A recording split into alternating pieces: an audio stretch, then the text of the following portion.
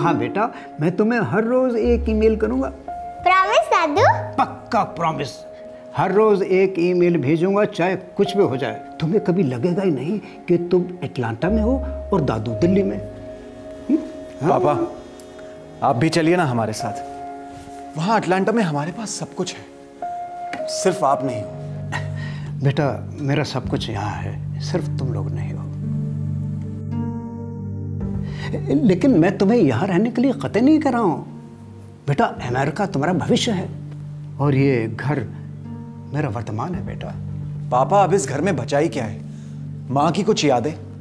यादें सिर्फ नहीं होती, सांसें होती हैं, और जो पीछे रह गया उसे जिंदा रखती हैं।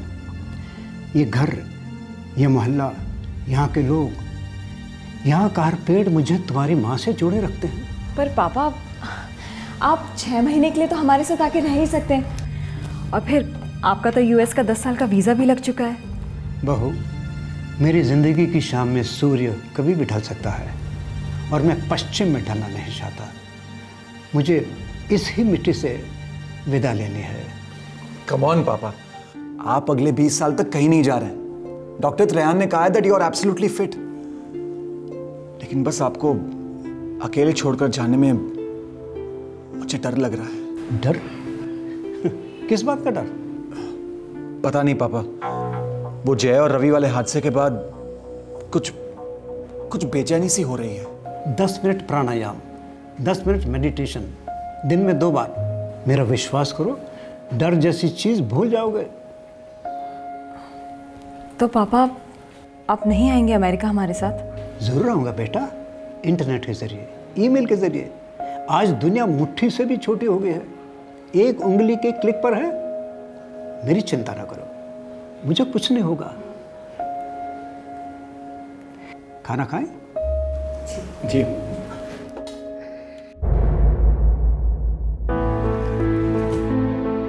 दादू, आप मेरे बर्थडे पर तो आओगे ना? आओगे ना दादू? हाँ बेटा, आऊंगा। Double promise? Promise. Bye bye दादू, बाय।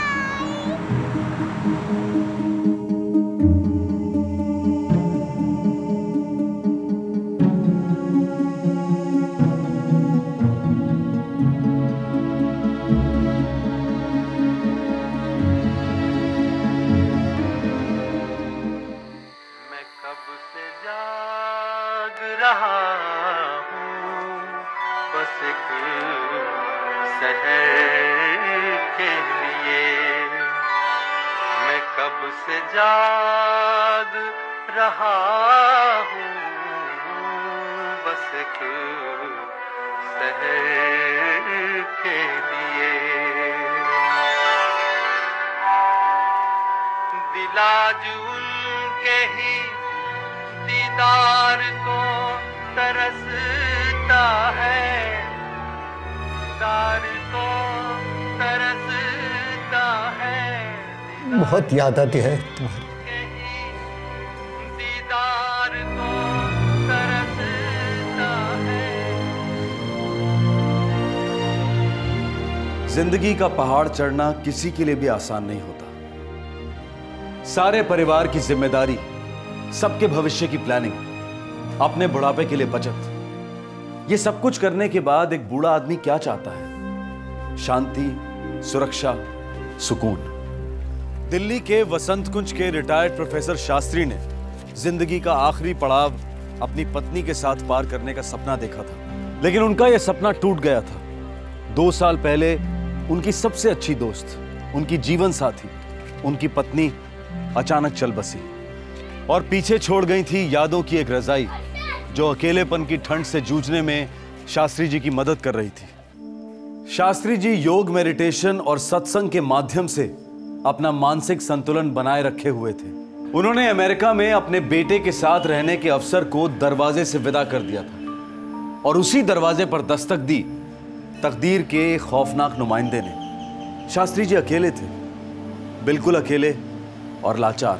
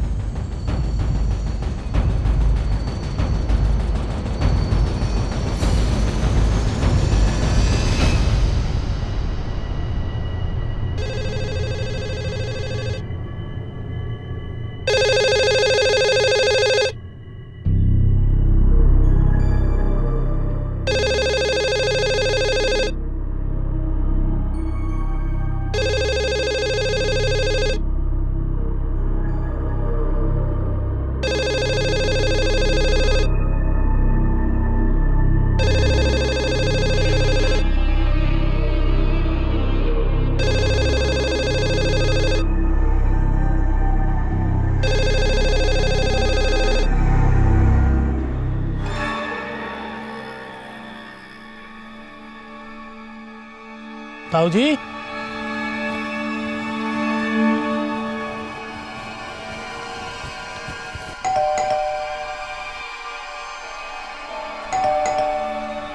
ताऊ जी,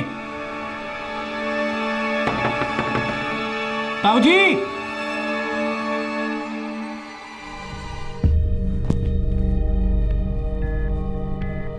ताऊ जी,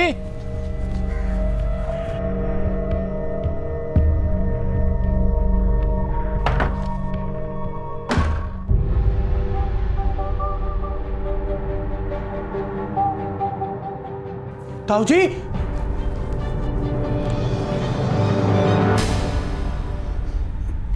तो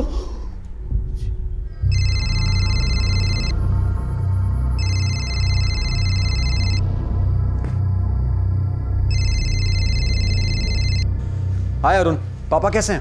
सचिन भैया आप फौरन आ जाइए। वो ताऊ जी की डेथ हो गई है सचिन भैया। What? भैया मुझे लगता है कोई अटैक हुआ, ताऊ जी का मर्डर किया गया है। Oh my God! भैया मैं पुलिस को बुला रहा हूँ, आप बस फौरन आ जाइए।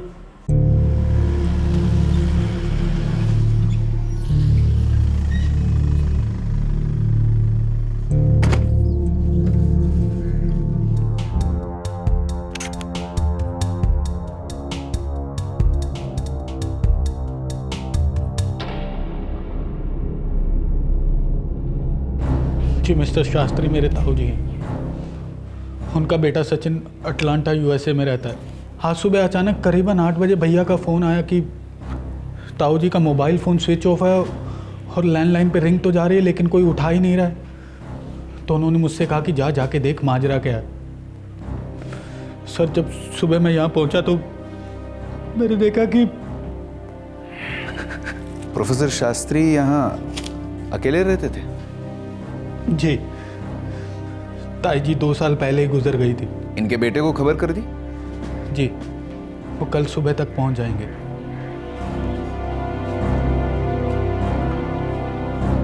कभी खुकरी के साथ तो कभी कैंची के साथ। प्रोफेसर शास्त्री पर जब अटैक हुआ तब वो शायद कहीं बाहर से आए होंगे, क्योंकि ये मिट्टी किसी मैदान की लगती है। सर, दरवाजा तोड़ने का निशान नहीं है, इसका मतलब हत्यारे जबरदस्ती घुसकर तो आए नहीं होंगे। शायद जान पहचान के ही लोग लगते हैं। डॉक्टर साहब, इनकी मौत कितने बजे तक हुई होगी? यही कोई कल शाम के 5 और 6 के बीच में। नई दिल्ली का वसंत कुंज इलाका काफी अरसे से जुर्म की गिरफ्त में रहा है। कई खौफनाक मर्डर्स, लूट और चोरी के मामले रिपोर्ट हुए हैं। इसकी वजह से इलाके की सुरक्षा व्यवस्था पर एक बहुत बड़ा प्रश्न चिन्ह लग गया है, खासकर उन क्राइम्स के संदर्भ में जो सीनियर सिटीजन्स के खिलाफ हो रहे हैं।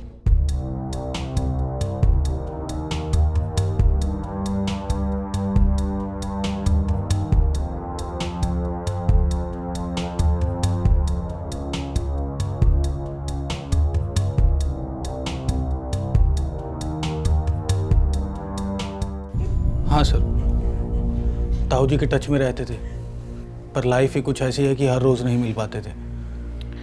ये प्रोफेसर शास्त्री का जो घर है, ये उन्हें विरासत में मिला है या फिर? नहीं सर, दरअसल विरासत में हमें कुछ भी नहीं मिला। वो घर भैया ने अपनी मेहनत के पैसों से खरीदा था। और अगर आप ये सोच रहे हैं कि हमारे बीच कुछ अनबन थी, कोई लड़ाई झगड़ा था, तो आप गलत सोच रहे हैं। सर, हो ना हो ये चोरों की गैंग का ही काम लगता है। चोर चोरी करते हैं और फिर चले जाते हैं। ये जो लोग हैं, ये तुम्हारे ताया जी का इंतजार कर रहे थे। कत्ल करने के बाद चोरी की गई है। चोर ऐसा नहीं करते। सर, वैसे पूरे सोसाइटी में सिक्योरिटी तो है, सभी गार्ड्स के पास राइफल भी है और किसी के पास खुखरी नहीं। मैंने हर गार्ड का बैकग्राउंड चेक किया सर, पर कुछ ऐसा वैसा निकला नहीं। प्रोफेसर शास्त्री की background report? Sir, retired government college professor थे, 2003 में रिटायर हुए और 2008 में उनकी बीवी चल बसी। कैसे? हार्ट अटैक से। तब से अकेले ही रह रहे थे। लेकिन सर, सीनियर सिटीजन्स रजिस्ट्री में नाम नहीं है उनका। कमाल है। अकेले रहते थे फिर भी सीनियर सिटीजन रजिस्ट्री में नाम रजिस्टर्ड नहीं है उनका। समझ में नहीं आता ये पढ़े लिखे लोग इतने लापरवाह कैसे हो सकते हैं। चलो बुढ़ापे में वो भूल गए, लेकिन उनके बच्चे, वो तो उनका नाम रजिस्टर करा सकते हैं ना। सर प्रोफेसर शास्त्री का मोबाइल स्विच ऑफ ही बता रहा है, मैंने उसे सर्विलेंस पे डाल दिया। हत्यारों ने उस मोबाइल फोन को अब तक बेचा होगा। यहाँ पास ही में एक नारायण देव मेडिटेशन सेंटर है, प्रोफेसर शास्त्री मेंबर थे उसके। मैंने वहाँ कई लोगों से पूछताछ की, सब लोगों ने कहा कि प्रोफेसर शास्त्री उस शाम को वहाँ थे। मेडिटेशन सेंटर के बाद वो घर गए होंगे जहाँ उन पर अटैक हुआ होगा, उसके बाद घर को लूटा होगा। अब सर क्या लूट गया, कितना लूट गया, ये तो तभी पता चलेगा जब प्रोफेसर शास्त्री का बेटा अमेरिका से यहाँ लैंड करेगा। हमें कल सुबह तक इंतजार करना होगा।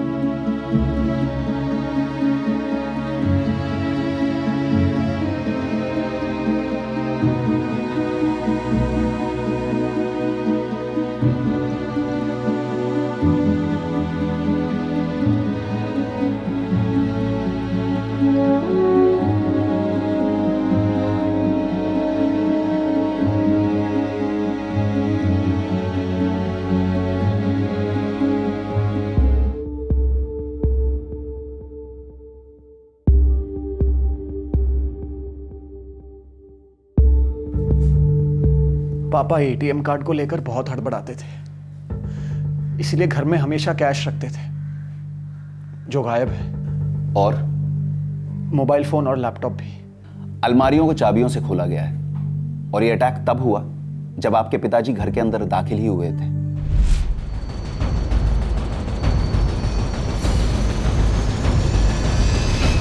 हमारा शक है कि किसी जान पहचान वाले ने ही ये काम किया है।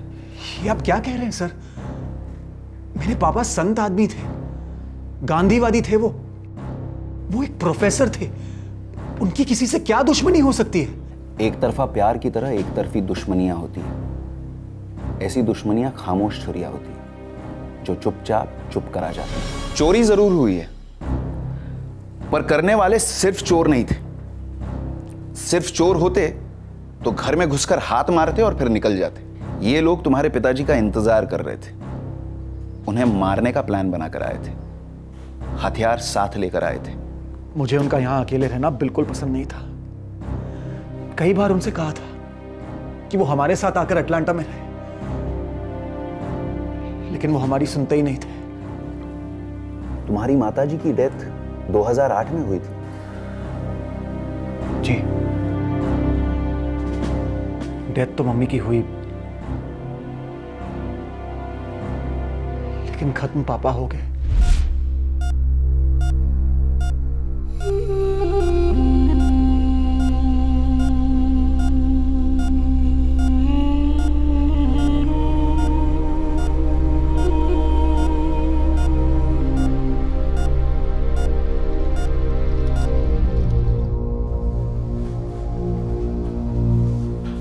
देखिए, इनको वेंटिलेटर पर 12 घंटे से ज्यादा हो चुके हैं और इंप्रूवमेंट के कोई आसार नजर नहीं आ रहे हैं। अब आप लोग उम्मीद न रखें।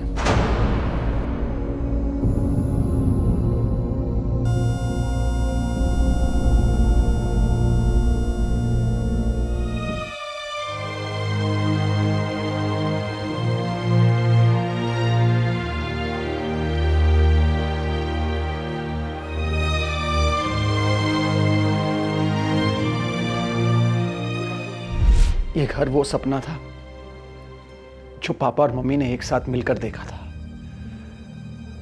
सपना तो सच हुआ, लेकिन मम्मी बीच में ही पापा का साथ छोड़कर चली गई। इसका मतलब है कि पिछले 2 साल से तुम्हारे पिताजी इस घर में बिल्कुल अकेले रह रहे थे। वो अपने आप को कभी अकेला समझते ही नहीं थे। वो मॉम की यादों को उनकी सांसें मानते थे। पिछले 2 सालों से जितने भी रिश्तेदार तुम्हारे पिताजी के टच में थे, मुझे उनकी लिस्ट चाहिए। तुम्हारे पास जो भी जानकारी है मुझे बता दो। पिछले 2 सालों में जो कुछ हुआ है मुझे एक एक डिटेल चाहिए। वैसे तो वो अकेले ही रहते थे, पर 2009 में उन्होंने 2 स्टूडेंट्स को ऊपर वाला कमरा किराए पर दिया था, पैसों के लिए नहीं, बस अपना अकेलापन दूर करने के लिए।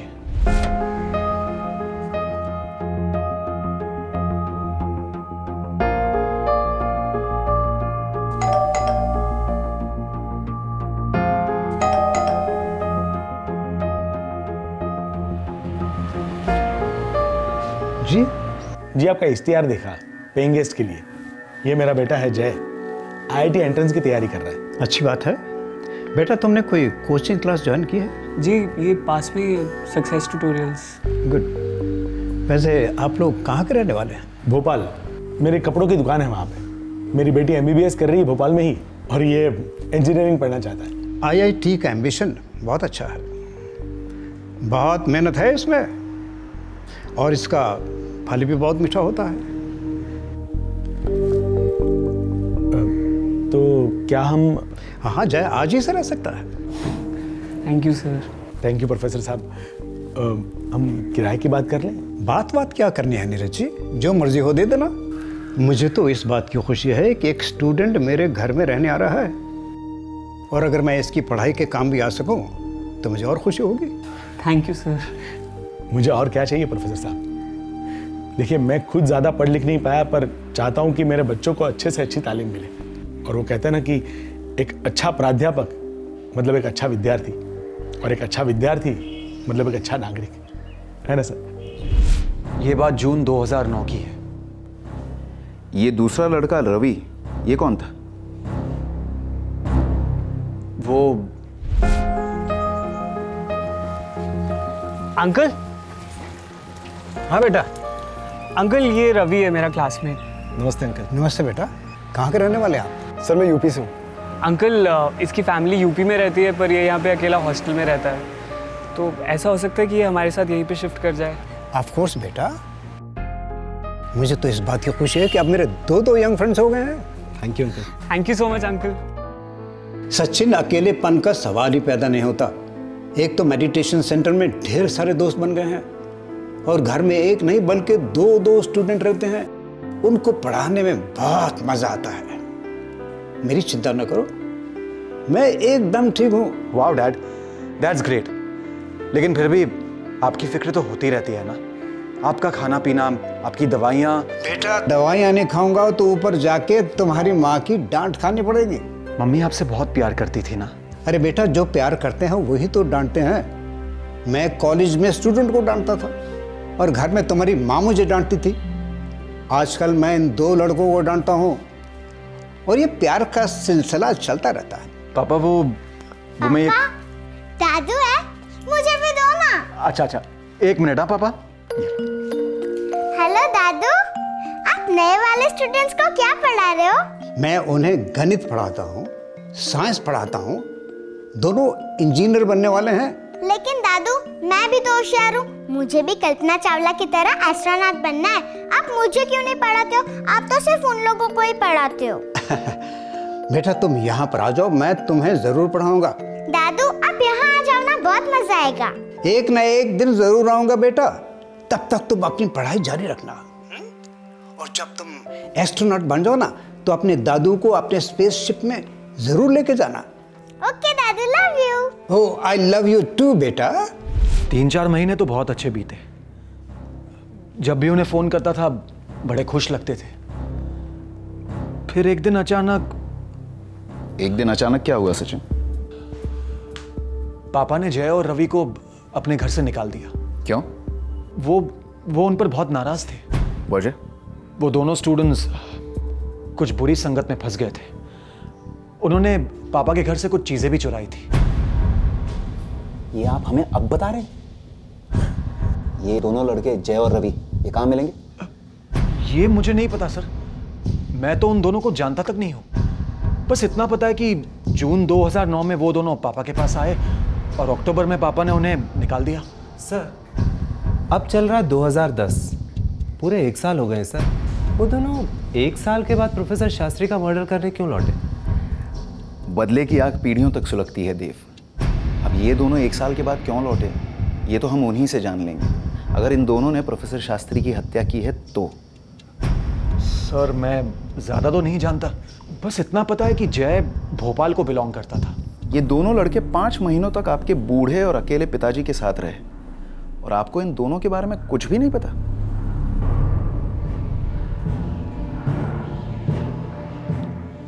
आखिरकार दिल्ली पुलिस के पास 2 सस्पेक्ट थे, जय और रवि। वो 2 स्टूडेंट्स जो प्रोफेसर शास्त्री के घर में रह रहे थे और जिन्हें प्रोफेसर शास्त्री ने घर से निकाल दिया था। उन दोनों ने ऐसा क्या किया होगा जिसकी वजह से प्रोफेसर शास्त्री को मजबूर होकर यह कदम उठाना पड़ा। पुलिस इस वक्त इन 2 युवाओं पर सिर्फ शक कर रही थी। उनके खिलाफ कोई ठोस सबूत नहीं था और ना ही कोई ऐसा था जो पुलिस को इन दोनों के बैकग्राउंड के बारे में इंफॉर्मेशन दे सके।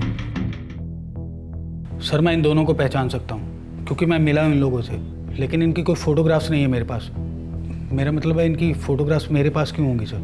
तो फिर उनके सेल नंबर्स, कोई और इन्फॉर्मेशन, कुछ भी? सॉरी सर, ऐसा कुछ भी नहीं है। सर मैंने प्रोफेसर शास्त्री के टेलीफोन रिकॉर्ड्स मंगवाए, लेकिन सर पूरे 1 साल के तो रिकॉर्ड्स नहीं मिल सकते। और वैसे भी उन दोनों लड़कों ने साल भर पहले ही ये घर छोड़ दिया था। पर मुझे लगता है कि इन दोनों ने अब तक अपने नंबर्स बदल दिए होंगे। वैसे भी आजकल के लड़के 2-2 दिन में सब कुछ बदल देते हैं। सर मुझे कुछ पेपर मिले, सक्सेस ट्यूटोरियल्स। ये दोनों शायद इसी कोचिंग क्लासेस में जाते थे। सर सक्सेस ट्यूटोरियल्स की काफ़ी ब्रांचेज हैं यहाँ वसंत कुंज में।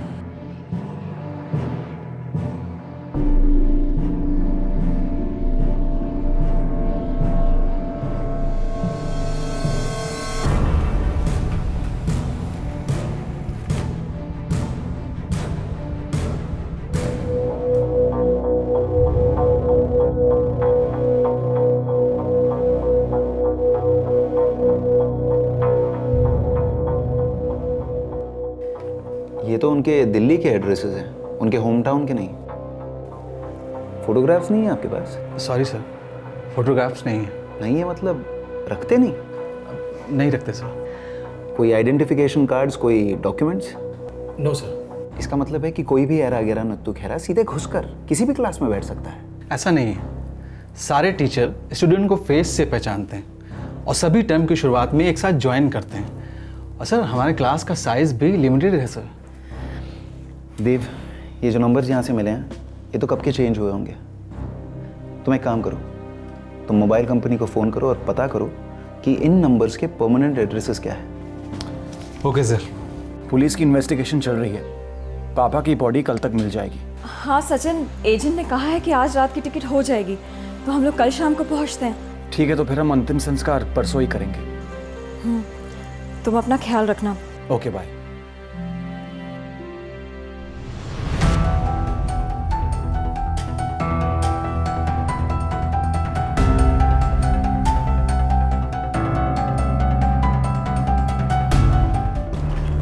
सर जैसा आपने कहा था, ये दोनों सेल नंबर्स बहुत पहले ही डीएक्टिवेट कर दिए गए थे। प्रीपेड कार्ड से सर एड्रेसेस मिलना बहुत मुश्किल है। प्रोफेसर शास्त्री का बेटा सचिन कह रहा था कि ये दोनों लड़के प्रोफेसर शास्त्री के साथ 5 महीनों तक रहे। प्रोफेसर साहब का भतीजा अरुण जो है वो भी इन लोगों से मिला था। उन लोगों की कई बार बात भी हुई थी, पर अजीब है कि इन लोगों के पास उन दोनों का एक भी फोटोग्राफ नहीं। सर प्रोफेसर शास्त्री ने अखबार में इश्तिहार दिया था पेइंग गेस्ट के लिए। देव, इस अरुण के सारे फोन रिकॉर्ड्स मंगवाओ। सचिन का यूएस का नंबर है, लेकिन वहां से रिकॉर्ड्स मंगवाना आसान नहीं होगा। सर सचिन शास्त्री जी का सगा बेटा है और अरुण उनका भतीजा। हमारे पास किसी के खिलाफ कोई ठोस सबूत नहीं है, इसलिए सब पर शक करना बनता है। और ये जय और रवि पर तो हमें सबसे कम शक होना चाहिए, क्योंकि ये दोनों तो 1 साल पहले ही शास्त्री साहब के घर से निकल गए थे।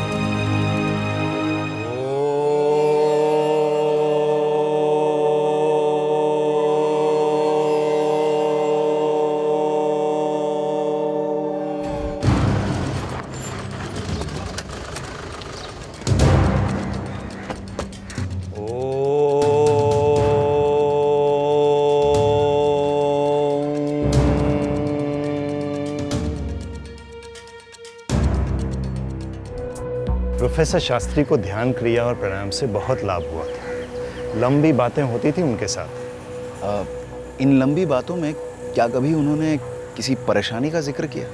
मेरा मतलब है किसी के साथ कोई झगड़ा या फिर कोई अनबन? इंस्पेक्टर जी, हमारे यहाँ लोग श्रद्धा से ध्यान लगाते हैं, वे अंदर से संतुलित होते हैं। अनबन का तो सवाल ही नहीं। यहाँ पर मुक्ति का प्रयास होता है। प्रोफेसर शास्त्री को जो मुक्ति मिली है वो अनचाही है, खूंखार है। नारायण देव जी, प्रोफेसर शास्त्री का मर्डर हुआ है। कर्म का चक्का कभी फूलों पर से गुजरता है तो कभी खंजरों पर से। प्रोफेसर साहिब के शरीर का दुखद नाश हुआ है, प्रोफेसर शास्त्री का नहीं। वे इस वक्त अपनी अर्धांगिनी के साथ एक हो गए। ईश्वर की मर्जी से बहुत ही जल्द दोनों को एक नया शरीर मिलेगा, एक नया पोशाक। कर्म का चक्का फिर से चलेगा, निरंतर चलता ही रहेगा।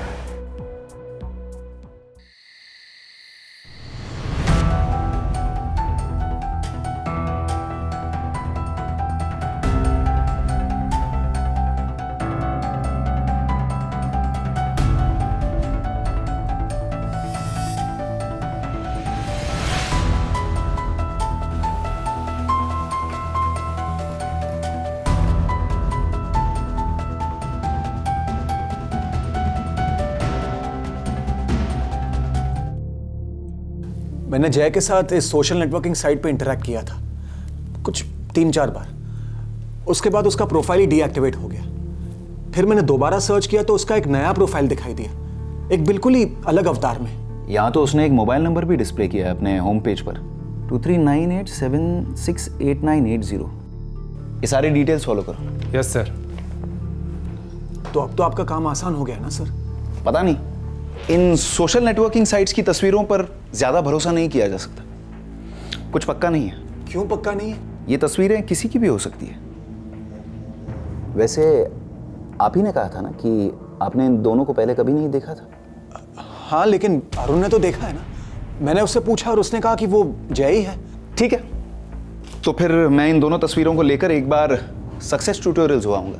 पर आप क्यों जाएंगे सक्सेस ट्यूटोरियल्स? अरुण ने उन्हें आइडेंटिफाई किया है ना। आपको मेरी बात पर भरोसा नहीं है क्या? पुलिस का काम शक करना होता है, भरोसा करना नहीं। आपके पिताजी के मर्डर का कारण अभी तक हमें नहीं मिला है, तब तक शक का दायरा सभी को घेरा रहेगा।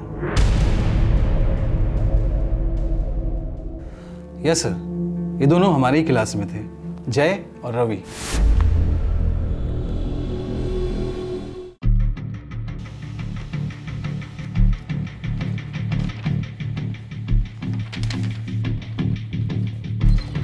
सर, जय के सेल रिकॉर्ड्स। ये नंबर तो मध्य प्रदेश का है। हाँ सर, ये वही नंबर है जो जय ने सोशल नेटवर्किंग साइट पे दिया था। अभी तो स्विच ऑफ बता रहा है सर, लेकिन रिकॉर्ड के अनुसार ये भोपाल का नंबर। अगर नंबर भोपाल का है तो फिर लड़का भी भोपाल का ही होगा।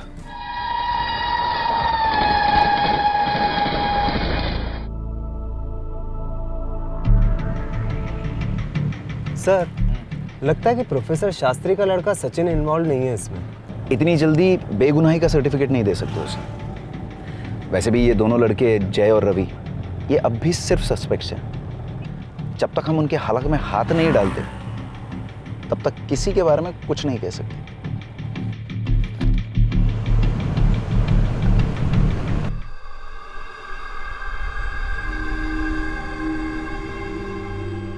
यू मेक श्योर कि ये सब हो जाए। जी भैया। सचिन, प्रिया क्या बोल रही है? तुम हमारे साथ नहीं आ रहे हो? हाँ, मैं नहीं चल सकता। पर क्यों? मेरा यहाँ रहना बहुत जरूरी है। तुम प्रिया को लेकर अटलांटा चली जाओ, उसका स्कूल नहीं मिस होना चाहिए। वैसे भी काफी दिन मिस हो चुके हैं। नहीं सचिन, तुम मुझे अभी बताओ कि बात क्या है। भाभी, पुलिस ने सचिन भैया से कहा है कि जब तक ताऊ जी के किलर्स नहीं मिल जाते हैं वो दिल्ली छोड़कर नहीं जा सकते हैं। What nonsense is this? और ये कैसा कानून हुआ? सचिन, तुम्हारे यहाँ रुकने से किलर कैसे पकड़े जाएंगे? तुम समझते क्यों नहीं हो डैम इट? पुलिस मुझे किलर समझ रही है।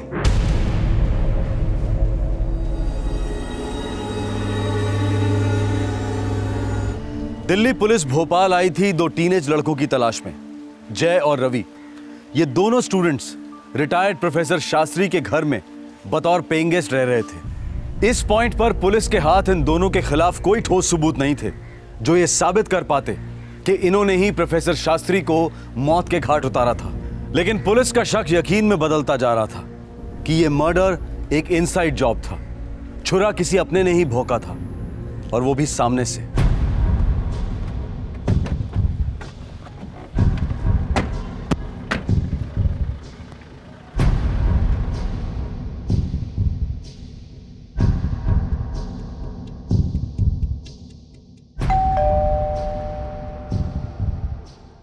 क्या प्रोफेसर शास्त्री का मर्डर हो गया? कितने अच्छे इंसान थे वो, एकदम संत आदमी।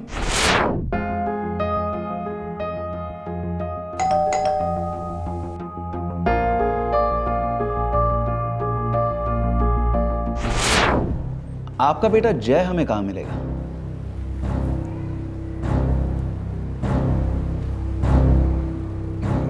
आप हमारे बेटे पे शक कर रहे हैं?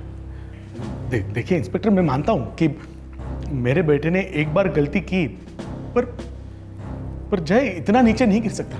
नीरज जी, आपके बेटे जय और उसके दोस्त रवि, इन दोनों लड़कों को प्रोफेसर शास्त्री ने अपने घर से बाहर निकाला था। आप हमें बता सकते हैं कि क्यों निकाला था? देखिए, 1 साल पुरानी बात है, पर मैंने उसकी भरपाई भी कर दी थी। किस बात की भरपाई नीरज जी?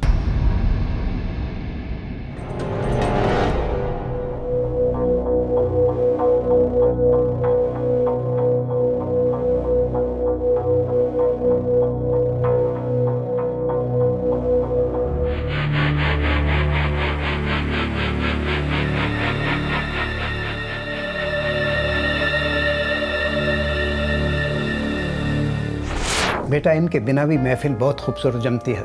हमारे मेडिटेशन सेंटर में आके देखो, वहाँ का नशा ही कुछ और है। और फिर बेटा, ये बोतलें इस कपट में बहुत सी जगह खा जाती हैं।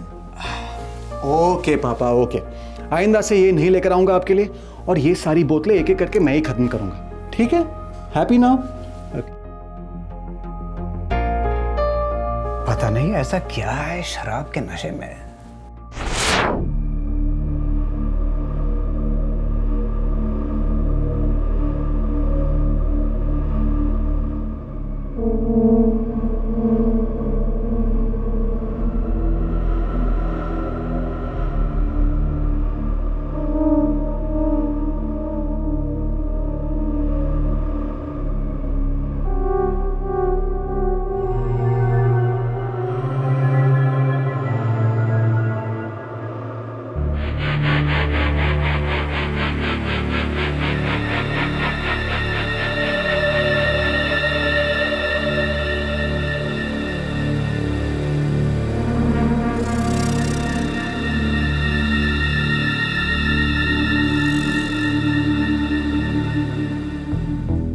क्योंकि तुम लोगों ने ऐसी हरकत है? सॉरी अंकल, उस दिन आप कबर्ड खोल रहे थे तो हमने बॉटल्स रखी हुई देख ली थी। हमने सोचा कि आप तो पीते नहीं हो तो हम ही। तुम लोगों को भी पीना नहीं चाहिए। अभी तुम 18 बरस के नहीं हुए हो। कानूनी तौर पर भी तुम पी नहीं सकते। सॉरी अंकल, दोबारा से नहीं होगा। होना भी नहीं चाहिए, बिल्कुल नहीं। देखो बच्चों, मेरी बातों को कोई बोरिंग लेक्चर मत समझना। तुम लोगों की जिंदगी अभी शुरू तक नहीं हुई है और मेरी ख़त्म होने को है। तुम ये मत समझना कि मैं तुम लोगों की फास्ट ज़िंदगी को समझ नहीं सकता। तुम्हारे ये कंप्यूटर्स, मोबाइल फ़ोन्स, कार्स, ये सब हमारी जनरेशन की दी हुई चीज़ें हैं। तुम्हें चाहूँ तो मैं सब चीज़ों का इस्तेमाल कर सकता हूँ, लेकिन नहीं करता हूँ। मुझे कोई गर्ज नहीं है। मैं अपने ऊपर कंट्रोल कर सकता हूँ। सेल्फ कंट्रोल इंसान और जानवर के बीच के फर्क की लकीर है। समझ गए बेटा? जी अंकल। Sorry uncle. नहीं नीरज जी, मैं नहीं मानता कि इन दोनों लड़कों ने एक बार शराब चुरा कर पी, इसलिए प्रोफेसर शास्त्री ने उन्हें अपने घर से बाहर निकाला। नीरज जी, आप अपने बेटे जय और उसके दोस्त रवि के बारे में हमसे कुछ छुपा रहे हैं।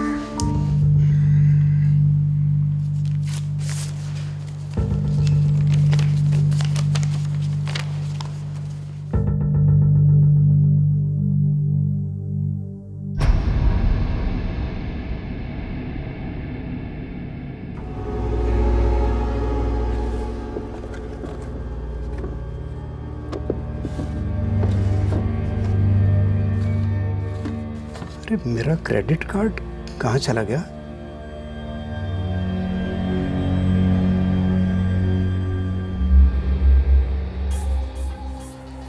तुम लोगों ने मेरा क्रेडिट कार्ड चुराया और 1 लाख रुपए के ऊपर खर्च किए। किस पर खर्च किए?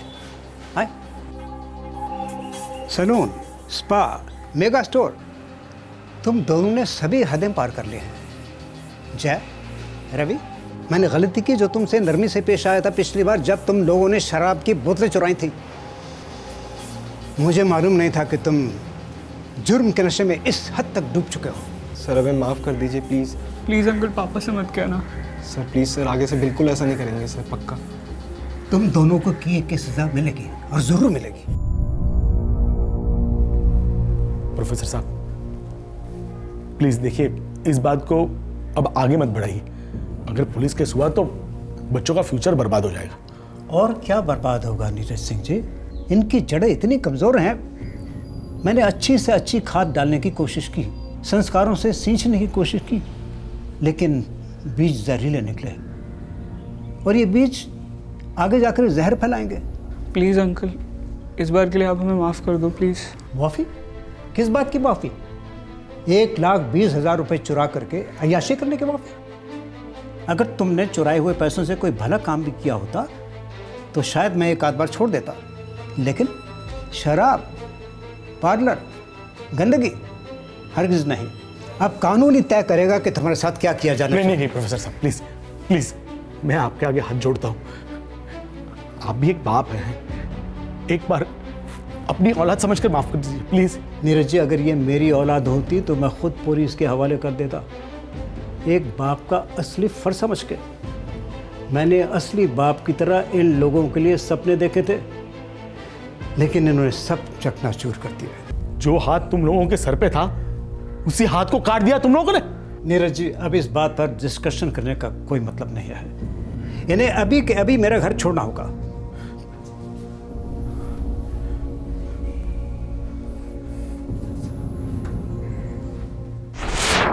मैं जय को भोपाल वापस ले आया, सोचा यहीं से उसे इंजीनियरिंग करवाऊंगा, पर इंस्पेक्टर मैंने देखा कि वो मेरे हाथ से निकल चुका था।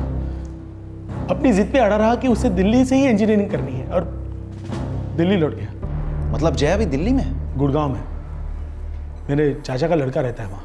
मोबाइल स्विच ऑफ है उसका। 2 दिन से हम लोग भी ट्राई कर रहे हैं, लेकिन मोबाइल उसका स्विच ऑफ दिखा रहा है। प्रोफेसर शास्त्री के मर्डर को भी 2 ही दिन हुए हैं। देखिए इंस्पेक्टर साहब, मैं मानता हूं कि मेरे जय में कई ऐब हैं, पर दरअसल गलती मेरी ही है।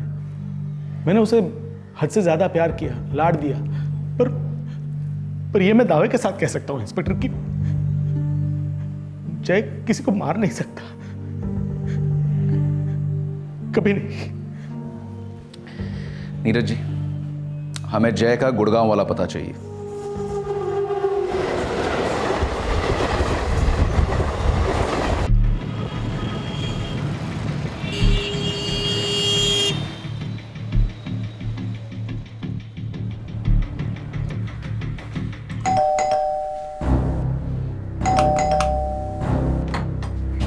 जी, हम जय की तलाश कर रहे हैं। वो 2 दिन से घर नहीं आया।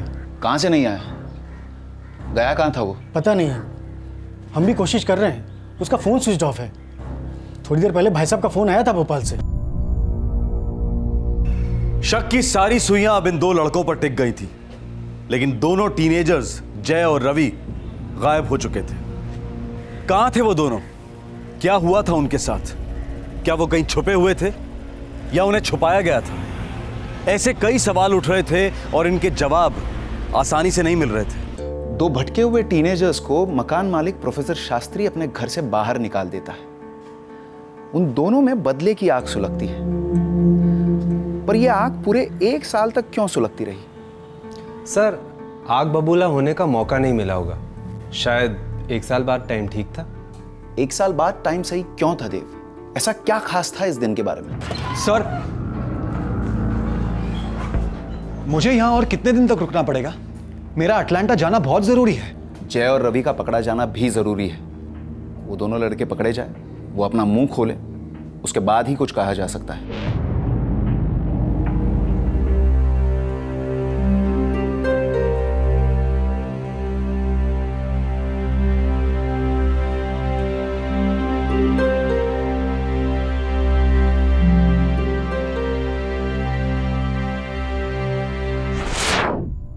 उसके पापा ने पैसे दे दिए ना, अब आप यहीं मिट्टी डाल दीजिए और इस बात को खत्म कीजिए। आगे बढ़ाने में मतलब नहीं है। बेटा सवाल पैसों का नहीं है, सवाल है नियति का, जो ये दोनों अपने हाथों से दुश्वार कर रहे हैं। पापा, आपने उन्हें वही संस्कार दिए जो मुझे दिए थे, उन पर असर नहीं हुआ। ऐसा होता है पापा। ऐसा क्यों होता है बेटा? माँ बाप भी सोचो, जो अपनी औलाद से उम्मीदें लगाए बैठे हैं। आम लोग अपने बच्चों की खुशी के लिए जिंदगी की आहुति दे देते हैं। आई अंडरस्टैंड पापा, लेकिन इस बात के लिए आप इतना स्ट्रेस क्यों ले रहे हैं? आपकी हेल्थ के लिए अच्छा नहीं है। बेटा इस तरह की हरकत तो किसी की हेल्थ के लिए भी अच्छा नहीं है, खास तौर पर समाज की हेल्थ के लिए। अब आप ओवर एग्जैजरेट कर रहे हैं। उन दोनों की हरकतों से देश का कुछ बिगड़ने वाला नहीं है।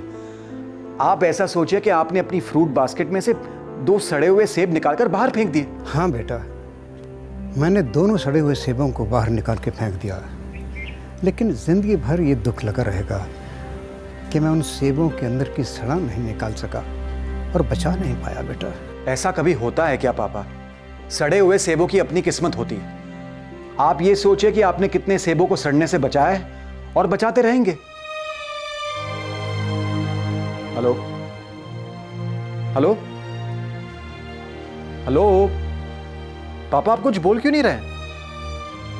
हेलो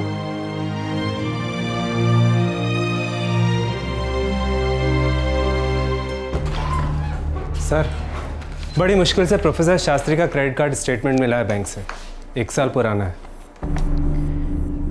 ये पुराना स्टेटमेंट हमारे लिए नया क्या पेश कर रहा है? सर, ये एक जगह की तरफ इशारा कर रहा है जहां इसका इस्तेमाल बार बार हुआ है, और हो ना हो ये उन्हीं लड़कों का काम है। कैसी जगह?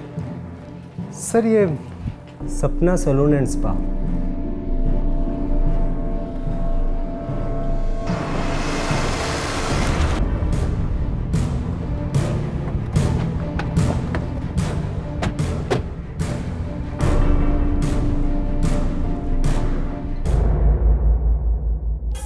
हाँ, इसको मैं जानती हूँ। इसका नाम जय है सर। ये हमारे स्पा में हर दूसरे दिन आता था मैनिक्योर पेडिक्योर के लिए। और ये कभी कभी जय के साथ आता था, लेकिन इसके बारे में मुझे कुछ नहीं पता। ये जय हमें कहाँ मिलेगा सपना? अब सर, किसी कस्टमर की पर्सनल लाइफ के बारे में मैं कैसे जान सकती हूँ? कोई पर्सनल रिश्ता तो जुड़ा ही होगा। जवान लड़के हैं। हाँ, एक पर्सनल रिश्ता तो था। हमारी स्पा में एक लड़की काम करती थी। नाम बोलिए। उसका नाम नेहा था sir.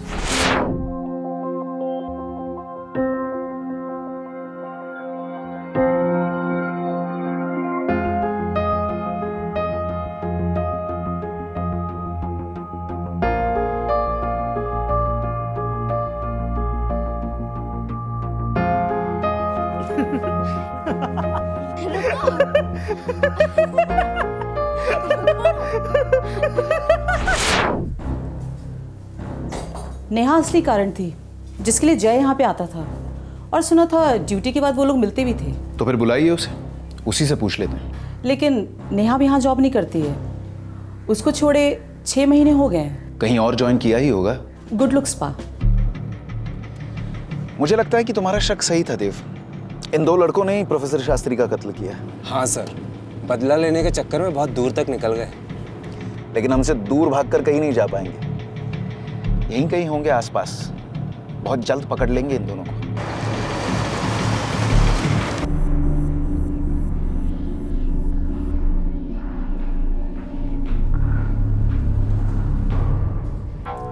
Excuse me.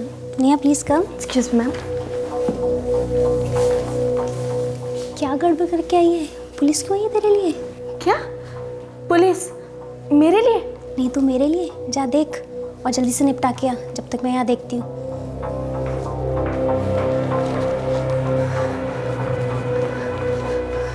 Yes sir, मैं नेहा। जय कहाँ है? क्यों? क्या किया उसने? वो तो जय खुद तुम्हें बताएगा। कहाँ है वो? वो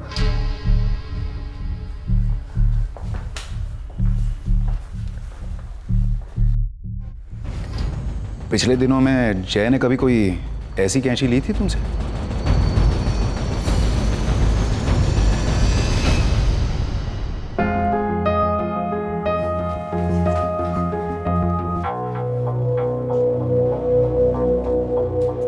हाँ, आज से कैंची मेरी। क्यों? बस चाहिए। बोर ना करो, बोला ना क्यों चाहिए। बस चाहिए।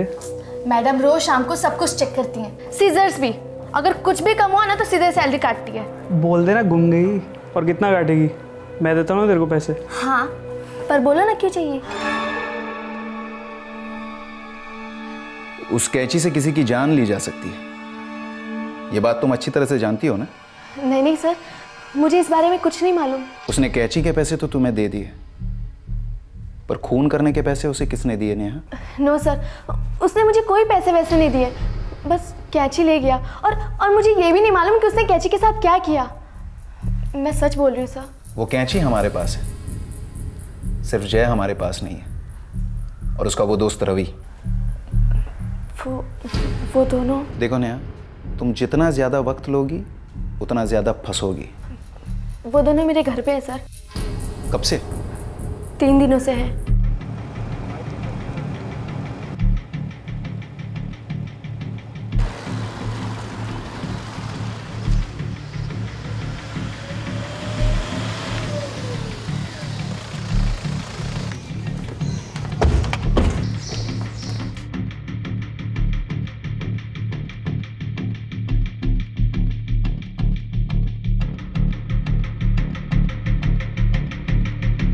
ये वो घर।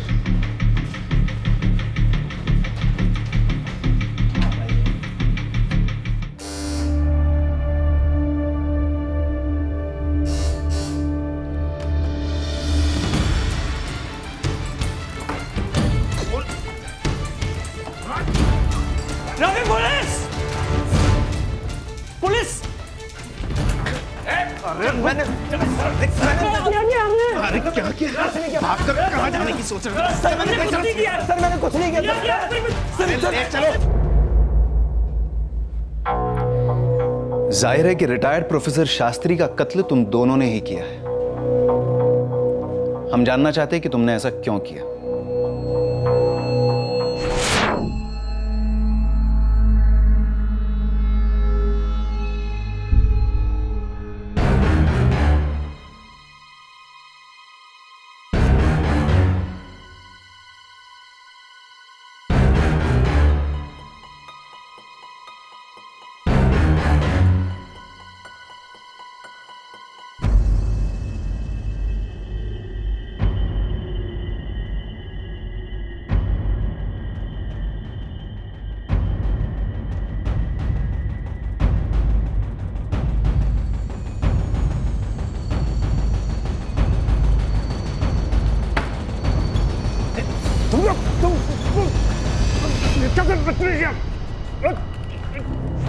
पूरे 1 साल के बाद लौटे तुम दोनों, सिर्फ प्रोफेसर शास्त्री का कत्ल करने?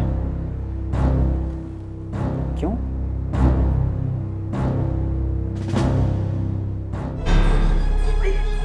क्या करो तुम लोग? क्या हो गया तुमको? ये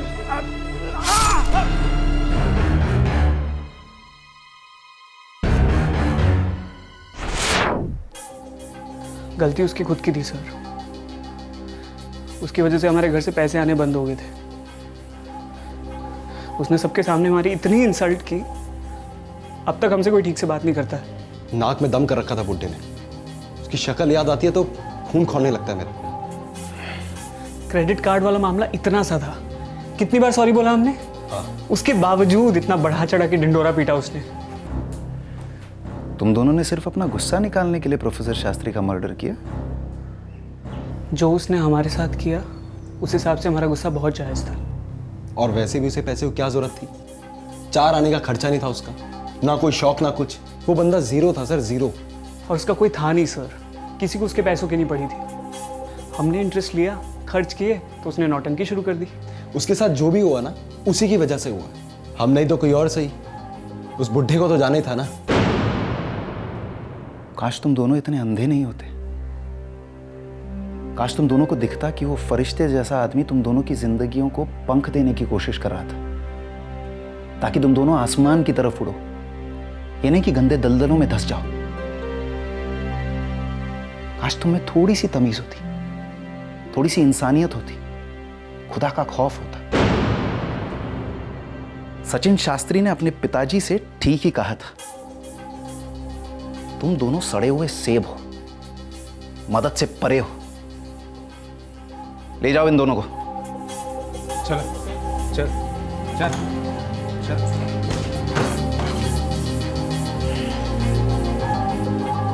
नेहा तुम जा सकती हो। Thank you sir.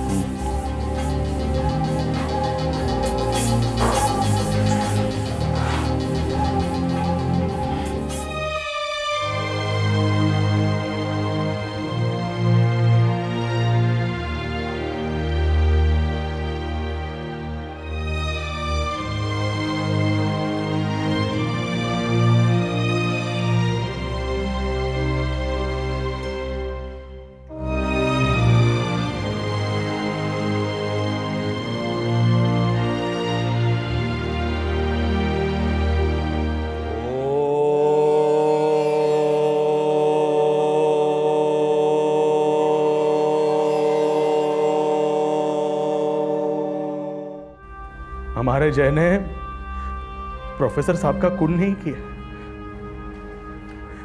उसने मुझे मार डाला, तुम्हें मार डाला, हमारे पूरे खानदान को मार डाला।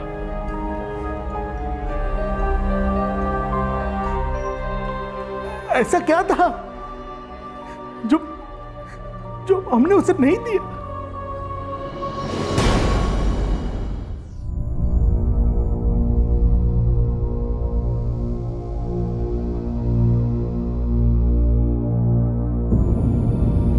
जय और रवि कानूनी तौर पर नाबालिग हैं, इसलिए उन्हें जुवेनाइल होम भेजा गया है।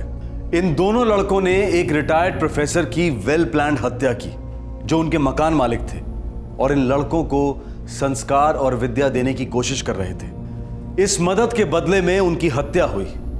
हत्या का कारण गुस्सा, इस बात का गुस्सा कि प्रोफेसर शास्त्री ने उनकी शैतानियों को नजरअंदाज नहीं किया। हम ये बिल्कुल नहीं कह रहे हैं कि इंसान को इंसान की मदद नहीं करनी चाहिए। हम ये भी नहीं कह रहे हैं कि आज की युवा पीढ़ी पूरी तरह भटक गई है। पर यह केस अपील करता है हर माँ बाप से कि आप अपने बच्चों को जो भी सुविधाएं देते हैं उसमें सावधानी बरतना जरूरी है। ऐशो आराम और आर्थिक सुरक्षा अपनी जगह, पर जब तक हमारे बच्चे संवेदनशीलता और संयम के पाठ को अपनी जिंदगी का हिस्सा नहीं बनाएंगे, आए दिन ऐसे केसेस रिपोर्ट होते रहेंगे। प्रोफेसर शास्त्री की हत्या एक दस्तक है कि हम एक ऐसे जमाने में जी रहे हैं जहां जिंदगी इच्छाओं के इशारे पर थरकती है। यहां संतुलन की बेहद जरूरत है, वरना लालच का तांडव इस समाज की नींव को तहस नहस कर सकता है। आपसे फिर मुलाकात होगी क्राइम पेट्रोल दस्तक के एक और चौंकाने वाले केस में। तब तक अपना ख्याल रखें, सुरक्षित रहें। जय हिंद। क्राइम पेट्रोल्स के और भी दिलचस्प कहानी देखने के लिए हमारे चैनल को सब्सक्राइब करें और बेल आइकॉन दबाना न भूलें।